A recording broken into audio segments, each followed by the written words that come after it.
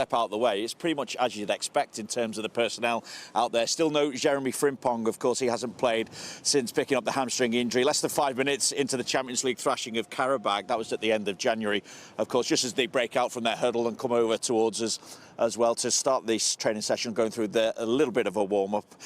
He's missed 3 further games, of course, since going off against Karabag. Jeremy Frimpong, the 4-1 victory over Newcastle, the 2-1 defeat to City and the 1-0 victory over Sunderland, as well as the 3-0 FA Cup win over Brighton. But that just has added to the kind of defensive problems that Arne Slot has had recently as well, with Conor Bradley and Giovanni Leone out for the rest of the season. Joe Gomez, though, is back from the hip injury that he picked up against Bournemouth. That was he had 20 minutes against Brighton, of course, and against Sunderland after missing Karabag, Newcastle and City.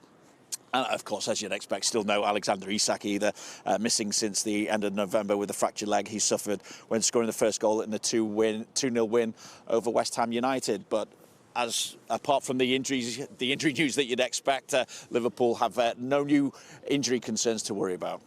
Always good news for Liverpool fans. Dominic Szoboszlai, he's returning to Premier League action, isn't he, following that suspension for his late red card against Manchester City. Just give us a sense of how important he's become for Arne Slot.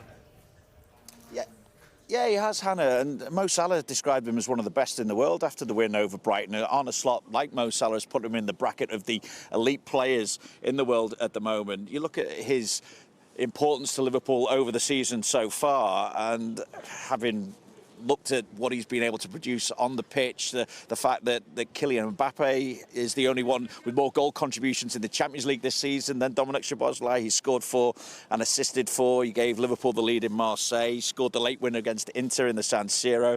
Set up McAllister, for instance, as well for the winner against Real Madrid at Anfield. And he's hit double figures for goals so far this season, of course, as well. We saw the spectacular free kicks against Arsenal, of course, and against Manchester City. And I think he was challenged really after last season to hit more goals. He got 8 in 49 last campaign, so it's good that he's already hit double figures for the season. And I suppose when you're showing form and taking responsibility the way he does for Liverpool this season, then it's only to be expected that he'd be linked with the likes of Real Madrid. And of course, there's history between Liverpool and Real Madrid. You look at what happened with Trent Alexander-Arnold going there in the summer, Xabi Alonso years ago before him, Michael Owen, even Steve McManaman, even Alvaro Arbeloa, of course, as well. And there's been quotes from Dominic Szoboszlai's agent about his future. Remember, he's contracted at Liverpool until 2028, saying that at the moment, given his position and responsibility in the team, they're not looking outside or elsewhere. And those talks between Liverpool and Dominic Szoboszlai remain open. They've been talking about a new contract pretty much since the summer as well.